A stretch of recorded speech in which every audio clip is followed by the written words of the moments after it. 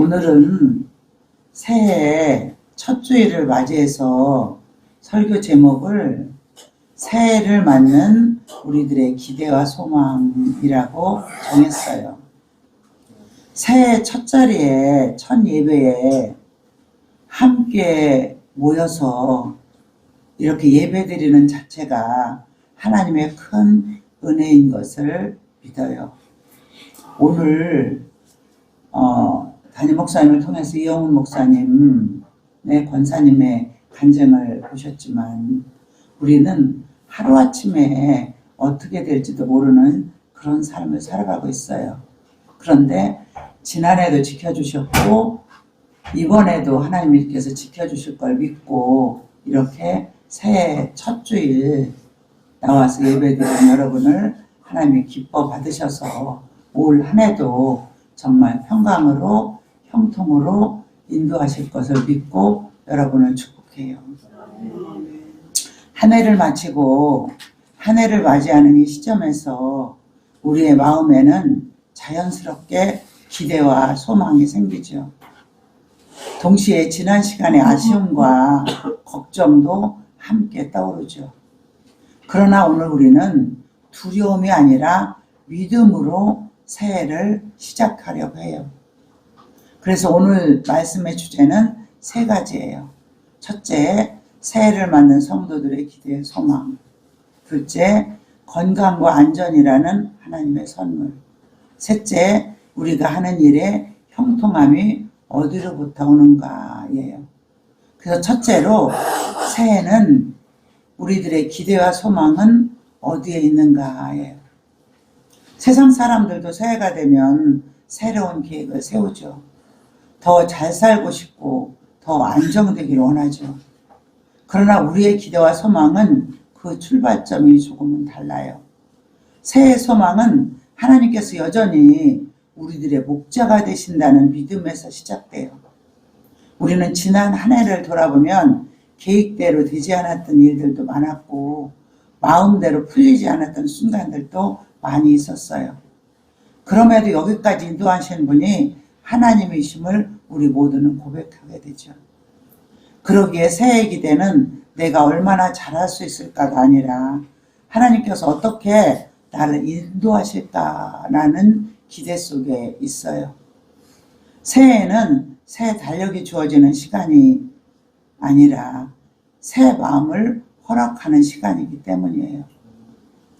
새해에는 저와 여러분이 말씀을 가까이 하고 기도의 자리를 회복하며 관계를 새롭게 세우는 것, 이것이 우리가 품어야 할 가장 중요한 새해 소망일 거예요.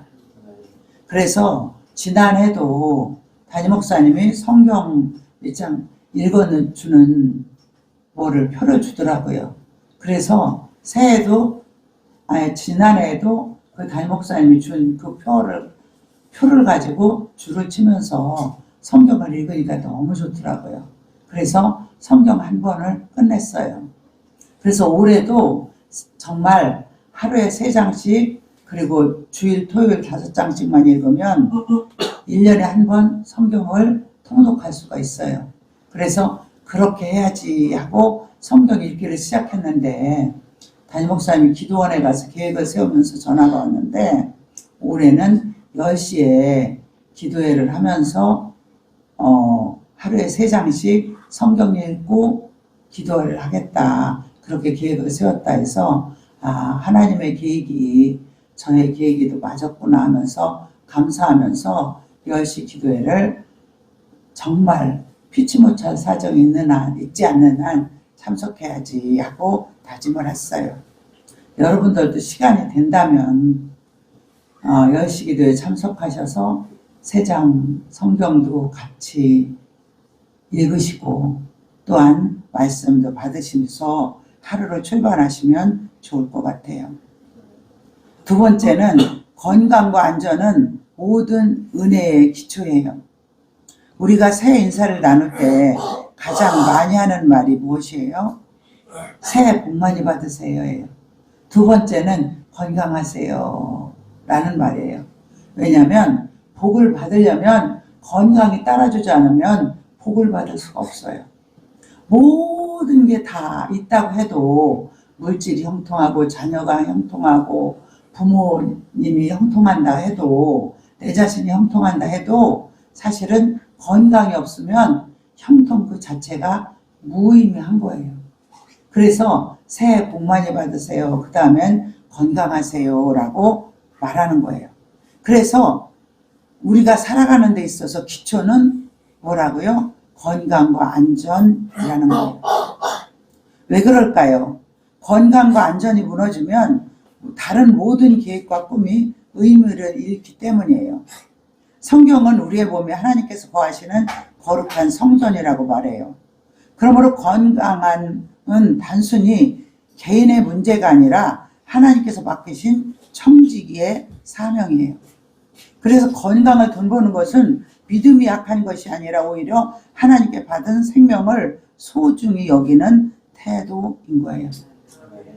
언젠가 제가 간증을 했던 기억이 나는데 신학교 때였어요. 이상하게 우리 가족 전체가 정말로 예수 안 믿는 가정에서 장모님도 태어나고 저도 태어났어요.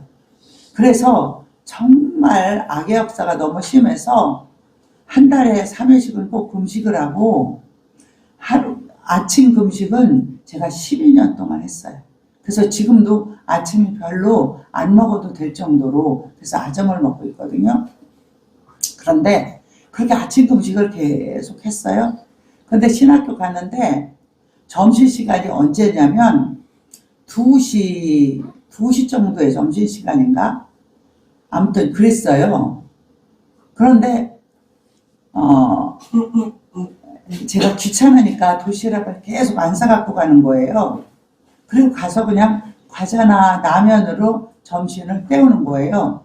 왜냐하면 매점에는 과자나 라면 그런 것뿐이 없었어요. 김밥도 그때는 안 팔았거든요. 그래서 점심을 안 사갖고 하고 과자나 라면으로 계속 때우고 있었어요. 근데 하루는 새벽교회도 가서 기도를 하는데 내 몸은 내 영이 거하는 거룩한 성령이 거하는 성전인데 내 몸을 왜 그렇게 함부로 하니? 저 아침 금식은 정말 악의 영을 물리치기 위해서 흉하게 결박을 풀기 위해서 하고 있지만 그러나 점심은 온전히 먹어야 될 거 아니니 아침도 안 먹고 점심을 라면이나 과자로 때우면 내 몸은 내 의는 망가져서 의를 나중에는 제대로 활동하지 못하는 의고로 되니까 반드시 점심은 싸갖고 가라 하고 새벽교가 들어가서 기도를 하는데 2-3시간 그 기도만 시키시는 거예요. 그래서 그 다음부터는 꼭 점심은 싸가지고 가서 점심을 도시락으로 먹었던 기억이 나요. 결국은 저와 여러분의 몸은 성령님이 거하시는 성전인 거예요. 거룩한 전인 거예요. 근데 우리 몸을 다 망가뜨리면 하나님이 거하는 성전이 온전하지 못한 거예요. 그래서 우리 몸이 온전해야 하나님의 일을 할 수도 있고 성령이 거하는 성전을 온전하게 보호할 수 있기 때문에 몸을 잘 정말 보살피라 그 말인 거예요. 그래서 다시 읽어드리면 건강은 단순한 개인의 문제가 아니라 하나님께서 맡기신 청지기의 사명인 거예요. 그래서 건강을 돌보는 것은 믿음이 약한 것이 아니라 오히려 하나님께 받은 생명을 소중히 여기는 태도라는 거예요. 그래서 올해는 우리의 삶의 자리마다 하나님의 보호하심이 필요한데 가정에서, 일터에서, 운전해서, 길을 오가며, 병상에서, 그리고 눈에 보이지 않는 위험 속에서도 하나님께서 지켜주시지 않으면 단 한순간도 안전할 수 없다는 거예요. 그러므로 올해는 이렇게 기도하며 시작해야 돼요. 주님, 제 삶을 지켜주옵소서. 몸의 건강뿐만 아니라 마음의 평안도 지켜주옵소서. 운전하시는 분들 운전대도 붙잡아 주옵소서. 라고 기도하는 자세가 필요해요. 저는 제가 하나님을 깊이 만났을 때 제가 1988년 8월 26일 날짜도 기억한다고 했죠. 하나님이 직접 저한테 안수해 주면서 하나님을 가장 깊이 만났을 때 그때 저에게 주신 말씀은 뭐냐면 복받아라, 뭐해라, 그런 말씀이 아니었어요. 두려워 말라, 내가 너와 함께함이라. 놀라지 말라, 나는 너의 하나님이 됨이라. 내가 너를 굳세게 하리라, 참으로 너를 도와주리라, 참으로 나의 의로운 오른손으로 너를 붙들리라. 이사야서 41장 10절의 말씀을 주셨어요. 근데 담임 목사님이 TV를 송구 영신님을 틀어주시는데, 지금 세계 크리스찬들이 첫째가 옛날에는 요한복음 3장 16절 하나님이 세상을 이처럼 사랑하사 독생자를 주셨으니 이는 저를 믿는 자마다 멸망치 않고 영생을 얻게 함이라 라는 말씀이었는데, 지금은 두려워 말라, 내가 너와 함께 함이라. 놀라지 말라, 나는 너의 하나님이 됨이라. 내가 너를 굳세게 하리라, 참으로 너를 도와주리라, 참으로 나의 이름 오른손으로 너를 붙들리라는 말씀과 시편 91편 재앙이 다가와도 하나님께서 그 재앙을 물리쳐 준다는 그 말씀이 1순위라고 그렇게 이 TV를 통해서 들려주셨어요. 왜일까요? 하나님이 세상을 이처럼 사랑하사 독생자를 주셨으니 이는 저를 믿는 자마다 멸망치 않고 영생을 얻게 함이라. 그거는 사실은 정말 고뇌를 이기고 모든 상황 속에서도 오직 여호와 하나님만 바라보는 사람, 그런 믿음을 가진 자들이 하는 고백이에요. 그런데 지금 고난 속에 있어요. 아픔 속에 있어요. 절망 속에 있어요. 그런데 하나님이 나를 위해서 오셨다? 그거 믿어지죠. 그러나 그보다는 나를 붙잡아 주셔서 안전히 지켜주신다? 정말 재앙이 나한테 다가와도, 먹구름이 나한테 다가와도 엄습하지 않게 막아주신다? 그런 신약의 구절보다는 사실은 구약의 말씀이 더 우리에게 다가와진다는 거예요. 왜일까요? 현실, 도피가 아닌 현실 속에서 하나님의 보호하심을 필요해서 현실 속에서 하나님이 붙잡아 주시는 고백들이기 때문이에요. 여러분들과 저의 정말 올해 말씀이 무슨 말씀을 받았는지 모르지만 그 말씀을 갖고 음미하면서 한 해를 승리를 이끌어 나가되, 힘들고 어려울 때는 시편 91편 말씀과 이사야서 41장 10절의 말씀을 붙잡고 승리해서 하나님이 나의 정말 인도자가 되어서 평생토록 천국을 이끌을 하나님이라고 고백하면서 올 한 해도 하나님 안에서 하나님의 말씀을 굳게 붙잡고 승리하는 여러분과 제가 되시기를 축원드려요.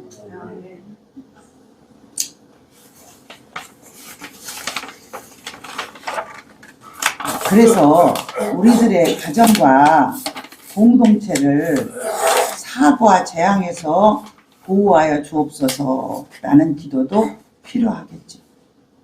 우리들의 가정, 우리들의 공동체는 교회도 공동체고 여러분의 일터도 공동체예요. 여러 아이들의 학교도 공동체고, 그것들을 하나님이 재앙에서 사고에서 보호해 주셔야 우리의 삶이 평화로울 수가 있는 거예요. 나만, 여러분 자신만 지켜준다면, 공동체가 무너진다면, 가정이 무너진다면 결국은 행복할 수가 없기 때문이에요. 형통할 수가 없기 때문이에요. 우리 자신 각자도 보호해 주시겠지만 우리들의 가정, 우리들의 속해 있는 공동체를 지켜줄 때 결국은 우리가 평안하고, 우리 가정들이 평안하고, 공동체가 평안하고, 더 나가서는 나라와 민족을 지켜줄 때 우리 자신이 끝까지 예수님 만나는 그날까지 평안할 수 있음을 믿으시기 바라요. 그래서 이 기도는 연약함의 고백이 아니라 전적인 하나님만 신뢰한다는 고백의 기도인 거예요. 세 번째로, 우리들이 하는 일의 형통함은 어디서 오는가예요. 많은 사람들이 형통함을 이야기할 때 물질의 증가나 물질의 부요함이나 눈에 보이는 성공만을 떠올리기 쉬워요. 그러나 성경이 말하는 형통함은 달라요. 하나님의 뜻 안에서 잘 되는 것, 그것이 참된 형통이에요. 신학대에 심은 나무는 조급하지 않아요. 뿌리를 깊이 내리고 때를 기다리며 필요한 물을 공급받을 때 자연스럽게 열매를 맺어요. 다시 읽어드릴게요. 뿌리를 신학대에 심은 나무는 조급하지 않아요. 뿌리를 깊이 내리고 때를 기다리며 필요한 물을 공급받을 때 자연스럽게 열매를 맺는다는 거예요. 신학가에 심은 나무가 나 뽑아서 빨리 옮겨주세요. 그렇게 기도할까요? 그냥 정말 하나님이 주신 자연이니까 하나님이 주신 자연의 법칙대로 그냥 조급하지 않고 그냥 뿌리를 조금 늘려가는 거예요. 그러면 결국은 정말 시냇가까지 뿌리를 내리기 때문에 물이 자기 몸으로 다가오기 때문에 입으로 다가오기 때문에 결국은 풍성한 열매를 맺을 수가 있는 거예요. 그래서 우리도 정말 힘들고 어려울 때 하나님 앞에 뿌리를 깊이 내리고 때를 기다리고 그러면서 하나님께서 필요한 물을 공급해 주시고 하나님께서 우리를 통해 자연스럽게 열매를 맺을 수 있게 인내가 필요하다는 말씀이에요. 세상 말 속에서도 인내는 쓰나 그 열매는 단다고 했어요. 정말 인내는 써요. 너무 힘들어요. 참기가 너무 힘들어요. 그런데 조급하면 열매를 맺지 못해요. 그냥 묵묵히 힘들어도 하나님 앞에 기도하면서 노력하면서 참다 보면 결국은 하나님께서 언제는 이런 열매를 나한테 맺었구나 하고 고백하는 날이 올 줄로 믿어요. 이 나무의 비결은 능력이 아니라 그 자리에 있는 거예요. 그리고 어디에 숨겨져 있느냐는 거예요. 우리들이 정말로 우리들이 있을 자리에 삶의 자리에 있는 거예요. 그리고 정말로 세상 속에 심겨진 우리들이 아니라 하나님 앞에 숨겨진 우리들이 심겨진 우리들이 되는 거예요. 그러면 하나님을 통해서 열매를 맺는 거예요. 우리뿐만이 아니라 우리 후손도 열매를 맺는 거예요. 사실은 주한장로교에 어마어마하게 큰 교회죠. 주한장로교회 목사님이 설교를 못해서 주한장로교에 어디 주한장로교회 아니고 어디 갔다가 쫓겨났대요. 조그마한 교회. 그런데 40일 금식을 했대요. 정말 죽기 아니면 살기로 금식을 해서 내가 개척을 해야겠다. 그러고 개척을 했대요. 개척을 했는데 누가 설교에 기울이지도 않더래요. 성도들이. 그래도 그냥 죽을 힘을 다해서 목회를 했대요. 인내죠. 근데 인내는 쓰나 열매를 달다고 주한장로의 목사님 지금 돌아가셨는지 잘 모르지만 수무이교회 부흥에 오셨는데 그렇게 설교 목사하는 목사님 드물어요. 정말 설교를 못해요. 언어 자체를 알아듣지를 못해요. 무슨 말씀을 하시는지 다가오지가 않아요. 언어가 들리질 않느니. 우물. 그런데 수만 명을 이루었잖아요. 5, 6만 명 된다고 해요. 주한장로님. 그건 뭐였을까요? 인내였어요. 근데 그 자리에 인내도 않고 온 사람이 있어요. 지금 주기철 목사님 손주. 지금 온 주목사님은 주한장로교에 부임한 담임 목사님이 은퇴하고 부임한 목사님이에요. 근데 무엇을 이거저거 5, 6만 명 되니까 수천 명이 원서를 넣겠죠. 이력서를 넣겠죠. 근데 그 중에서 저분이 뽑힌 거예요. 뭐였을까요? 아무것도 아니에요. 주기철 목사님의 손자라는 거 하나예요. 주기철 목사님 하나님을 위해서 순교했잖아요. 저는 주기철 목사님 설교를 듣고 책자를 직접 듣지는 않았죠. 책을 통해서 제가 읽었죠. 주기철 목사님 책을 제가 읽었어요. 그러고 나서 사실은 저는 신학을 정말 가기 싫었어요. 죽어도 가기 싫었어요. 근데 하나님은 저를 신학 가기를 원하셨어요. 그런데 주기철 신학교 가서 주기철 목사님 설교집을 읽고서 간증집을 읽고서 나도 하나님이 내 몸을 받으시길 원하는구나. 그걸 느끼면서 제 몸을 주님께 드릴게요. 그렇게 고백을 하고 정말 지금 원로 목사까지 됐네요. 은퇴 목사까지 됐어요. 무슨 설교 내는지 알아요? 여러분에게 설교를 몇 번 들려줬던 적이 있어요. 그는 하나님이 정말 자식을 치고 아내를 치고 별것을 다쳐도 하나님 뜻대로 살게요라는 고백이 나오지 않았다는 거예요. 근데 자기 몸을 쳤대요. 자기 몸을 죽을 정도로 치니까 하나님 뜻대로 살게요가 나오더라는 거예요. 인간이기 때문이에요. 왜일까요? 그는 곱게 자랐대요. 엄청 곱게 자라서 자기 몸이 힘든 거, 아픈 거를 감당하지 못했대요. 근데 자기 몸이 아프니까 이제는 하나님 뜻을 따르지 않으면 날 죽이겠구나. 하나님 뜻대로 살게요. 그렇게 고백을 해서 목회자가 되었다는 거예요. 저는 사실 주기철 목사님과 좀 틀려요. 자녀를 치고 남편을 치니까 하나님께 목회를 한 거예요. 목회자가 됐다고 선언을 한 거예요. 왜냐하면 하나님 뜻을 알거든요. 서서히 툭툭툭툭 치시거든요. 저는 첫째 제 몸을 쳤어요. 두 번째 자녀를 쳤어요. 세 번째 남편을 쳤어요. 어쩌면 여자기 때문에 주기철 목사님은 자기 몸이 가장 소중했지만 저는 여자기 때문에 자식이나 저보다는 자식이나 남편의 몸이 더 소중했던가 봐요. 그래서 저를 쳤을 때 안 갔어요. 자식을 쳤을 때도 안 갔어요. 남편을 칠 때 이제는 막바지에 왔구나. 더 이상 내가 물러설 곳이 없구나. 이제는 내가 가야겠다. 그러고 신학을 가게 된 거예요. 근데 그 주기철 목사님이 자기 몸을 그렇게 아끼던 사람이 이렇게 뾰족뾰족한 못을 거꾸로 바로 박지 않고 거꾸로 박은 굿을 걸었어요. 하나님을 위해서. 그건 일부일 거예요. 무섭게 핍박을 당하는데도 하나님을 부인하지 않았어요. 그리고 순교를 하셨어요. 그러니까 그 목사님의 후손들은 저절로 다 잘 되는 거예요.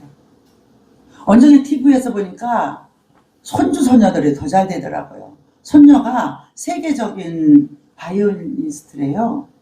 이름이 기억이 안 나는데 그렇게 바이올린을 잘 치는 거예요. 근데 그가 뭐라고 고백하는지 알아요?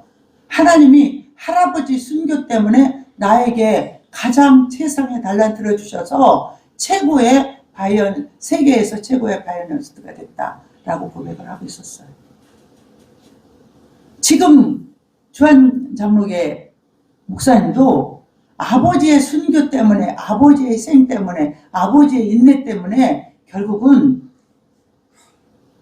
그 처음에 개척한 목사님은 40일 금식 기도를 통해서 자기를 죽이는 인내를 하셔서 그 수만 명을 이루었는데 주기철 목사님 손자는 할아버지 희생 때문에 아무 수고 없이 몇만 명의 목회자로 서게 된 거예요. 그건 뭐일까요?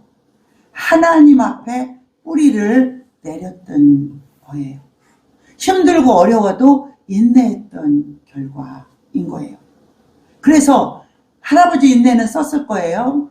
아버지 인내는 조금 달았을 거예요. 손주들의 인내는 훨씬 인내하지 않아도 형통으로 이어짐을 보여주시는 증거인 거예요. 그래서 많은 사람들이 형통함을 이야기할 때 물질, 성공, 그러나 그 모든 것은 성경이 말하는 형통이 아니라 하나님의 뜻 안에서 잘 되는 것이 참된 형통인 거예요. 그래서 시냇가에 심은 나무는 조급하지 않다는 거예요. 왜일까요? 하나님 앞에 뿌리를 내리면 하나님께서 물을 공급해 주시고, 물을 공급해 주시면 자연스럽게 열매를 맺는 게 그 자리를 지키고 있을 때 일어나는 거예요. 하나님이 함께 하시는 자리, 하나님이 갖다 놓은 자리, 그곳이에요. 그러면 꼭 교회? 물론 첫째는 주일은 지켜야 되죠. 첫째는 교회에 나와야 되죠. 둘째는 삶의 자리에서 최선을 다하는 거예요. 삶의 자리, 나에게 주어진 직장에서 최선을 다하는 거예요. 나에게 주어진 자리가 운전이면 운전에 최선을 다하는 거예요. 나에게 자리가 주부면 주부로 최선을 다하는 거예요. 나의 주어진 자리가 CEO라면 CEO에서 최선을 다하는 거예요. 나에게 주어진 자리가 목회자라면 목회자로서 최선을 다하는 거예요. 그것이 삶의 자리에서 최선을 다할 때 열매를 맺는 형통인 거예요.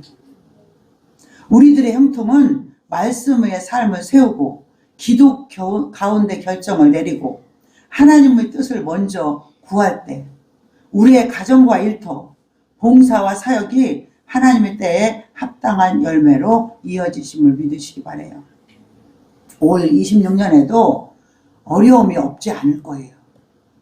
수고에 비해서 결과가 보이지 않을 수도 있어요. 물론 결과가 보일 수도 있죠. 보이기를 기대하죠. 그러나 기억하세요. 하나님과 함께 걷는 과정 자체가 이미 형통의 길이에요. 삶의 자리에서 최선을 다하는 게 우리의 형통의 길이에요. 하나님께서 우리 삶을 사용하시고 계시다면 그 자체로 헛된 수고는 없는 거예요. 그렇다면 우리는 이 새해를 어떻게 살아야 할까요?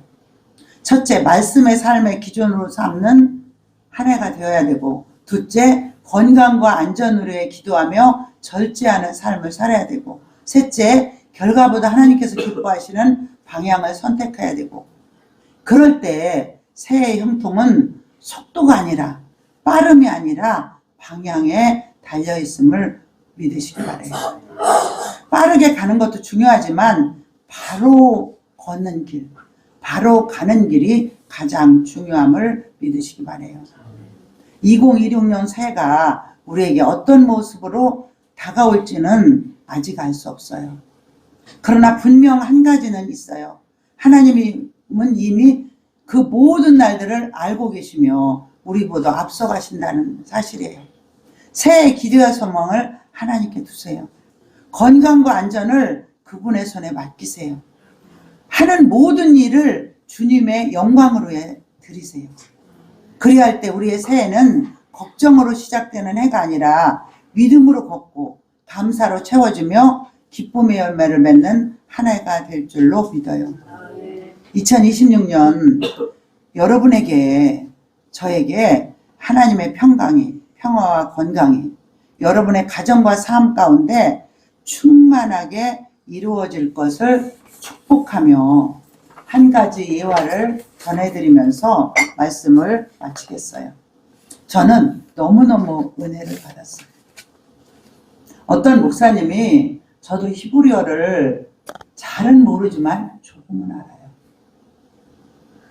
그런데 어떤 목사님이 히브리어를 안고 가다는 히브리어를 풀이를 하시는 거예요.